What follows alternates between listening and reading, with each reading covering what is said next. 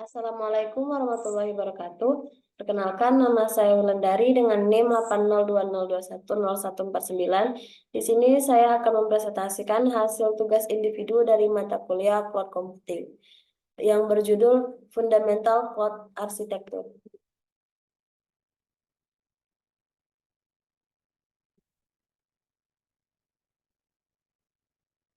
Fundamental Cloud Architecture. Workload distribusi arsitektur.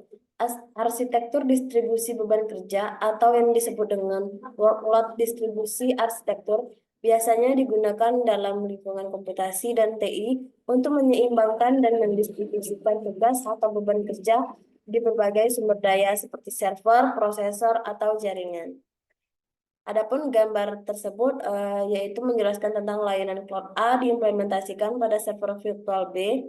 Penyeimbang muatan mencegat permintaan konsumen layanan cloud dan mengarahkannya ke server virtual A dan B untuk memastikan distribusi beban kerja yang merata.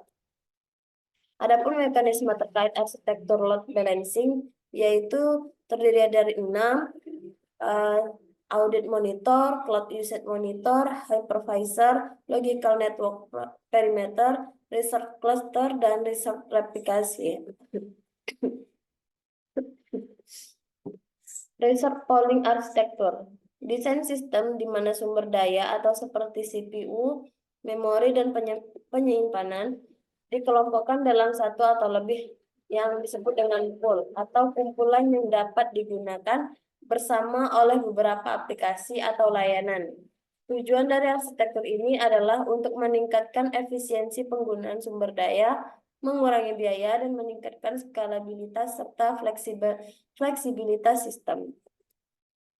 Adapun gambar tersebut yang menjelaskan tentang kumpulan sumber daya sampel yang terdiri dari 4 subkumpulan seperti CPU, memori, perangkat penyimpanan cloud, dan perangkat jaringan virtual. Adapun cara kerjanya, yang pertama pembuatan pool. Pembuatan pool ialah sumber daya fisik atau seperti server penyimpanan atau memori dan dikumpulkan dan dikelola dalam pool. Dan yang kedua, alokasi dinamis. Sumber daya dari pool dapat dialokasikan secara dinamis kepada aplikasi atau layanan sesuai kebutuhan. Dan yang terakhir, manajemen. Sistem pengelolaan resource pool bertanggung jawab untuk memastikan bahwa sumber daya digunakan secara efisien dan terdistribusi secara adil di antara berbagai aplikasi atau layanan. Adapun mekanisme yang terlibat yaitu audit monitor, hypervisor, cloud usage monitor, logical network perimeter, pipe per use monitor, sistem administrasi jarak jauh, replikasi sumber daya, sistem manajemen sumber daya.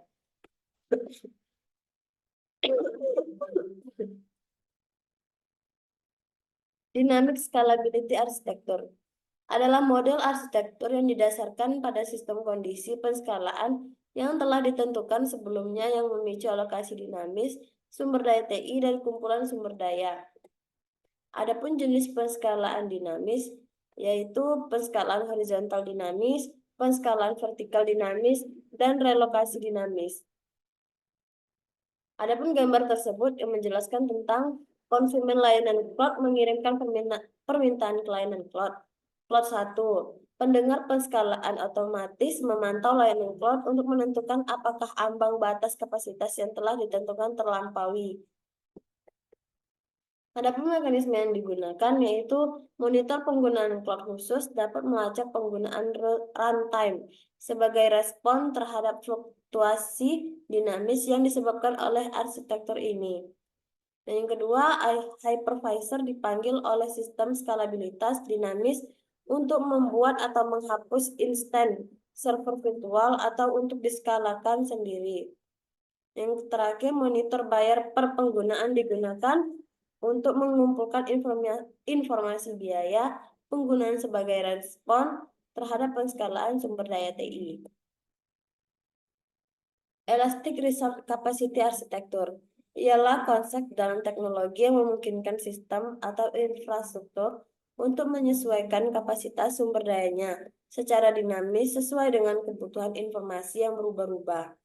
Arsitektur kapasitas sumber daya elastis terutama terkait dengan penyediaan dinamis dari server virtual menggunakan sistem yang mengalokasikan dan mengklaim sebagai CPU dan RAM sebagai tanggapan langsung terhadap kebutuhan pemrosesan yang berfluktuasi dari sumber daya TI yang dihosting.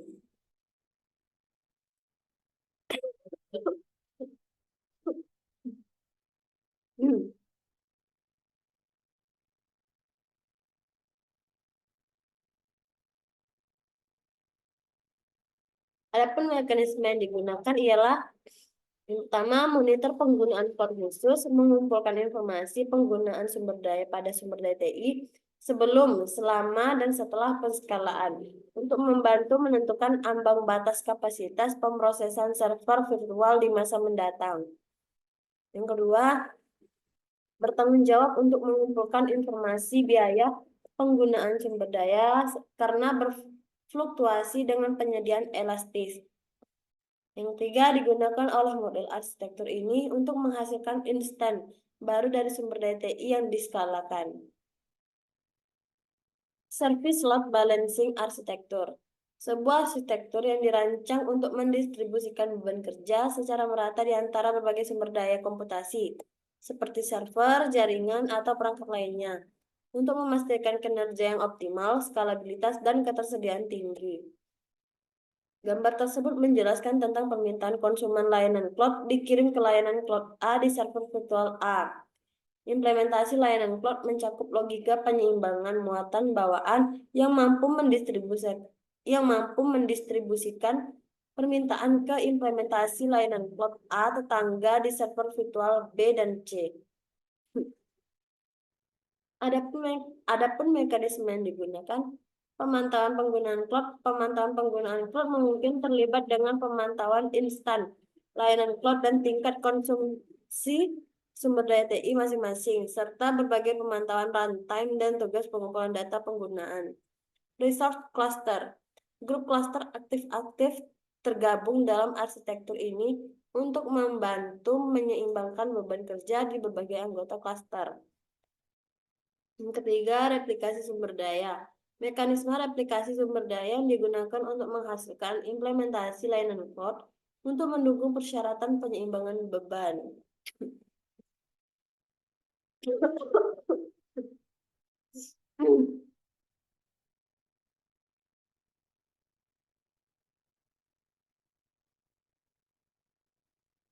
Cloud bursting arsitektur ialah arsitektur perskalaan fleksibel yang memberi konsumen cloud pilihan untuk menggunakan sumber daya TI berbasis cloud hanya untuk memenuhi permintaan penggunaan yang lebih tinggi. Fondasi model arsitektur ini didasarkan pada pendengar penskalaan otomatis dan mekanisme replikasi sumber daya. Gambar tersebut menjelaskan tentang pendengar penskalaan otomatis menentukan kapan harus mengalihkan permintaan ke sumber daya TI berbasis cloud. Dan replikasi sumber daya digunakan untuk mempertahankan sinkronisasi antara sumber daya TI lokal dan berbasis cloud terkait dengan informasi status. Pemroses penskalaan otomatis memantau penggunaan layanan A di lokasi dan mengalihkan permintaan konsumen layanan C ke implementasi redundan layanan A di cloud atau layanan cloud A. Setelah ambang batas penggunaan layanan A terlampaui, sistem replikasi sumber daya digunakan untuk menjaga sinkronisasi database manajemen negara. Elastic Disk Provisioning Architecture adalah arsitektur yang memungkinkan penyesuaian kapasitas penyimpanan disk secara dinamis sesuai dengan kebutuhan aplikasi atau layanan. Ini memberikan kesejahteraan dan efisiensi dalam manajemen penyimpanan, memastikan bahwa sumber daya penyimpanan dapat dihapus atau dikurangi tanpa gangguan layanan. Adapun mekanisme yang digunakan, Cloud Usage Monitor. Monitor penggunaan cloud khusus dapat digunakan untuk melacak dan mencatat fluktuasi penggunaan penyimpanan. Kedua, replikasi sumber daya. Replikasi sumber daya adalah bagian dari sistem penyediaan disk elastis ketika konversi penyimpanan disk tipis dinamis menjadi penyimpanan disk tebal statis diperlukan.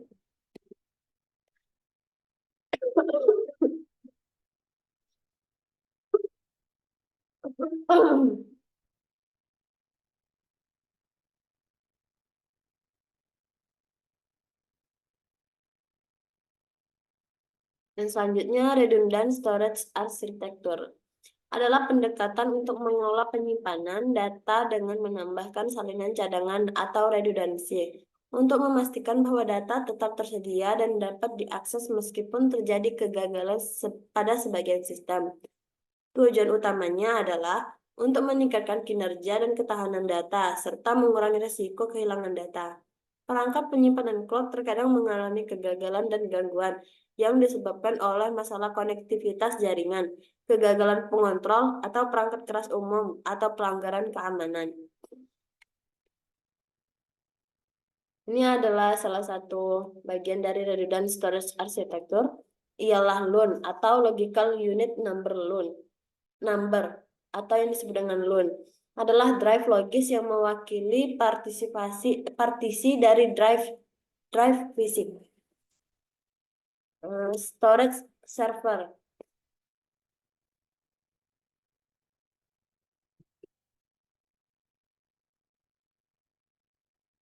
Gateway layanan penyimpanan adalah komponen yang bertindak sebagai antarmuka eksternal ke layanan penyimpanan cloud dan mampu secara otomatis mengalihkan permintaan konsumen cloud setiap kali di lokasi data yang diminta berubah. Yang kedua, arsitektur penyimpanan redundan memperkenalkan perangkat penyimpanan cloud duplikat sekunder sebagai bagian dari sistem failover yang mensinkronkan datanya dengan data di perangkat penyimpanan cloud utama. Yang ketiga, gateway layanan penyimpanan mengalihkan permintaan konsumen cloud ke perangkat sekunder setiap kali perangkat utama gagal. Arsitektur redundan storage terutama bergantung pada sistem replikasi penyimpanan yang membuat perangkat penyimpanan cloud primer tersinkronisasi dengan perangkat penyimpanan cloud sekunder duplikatnya.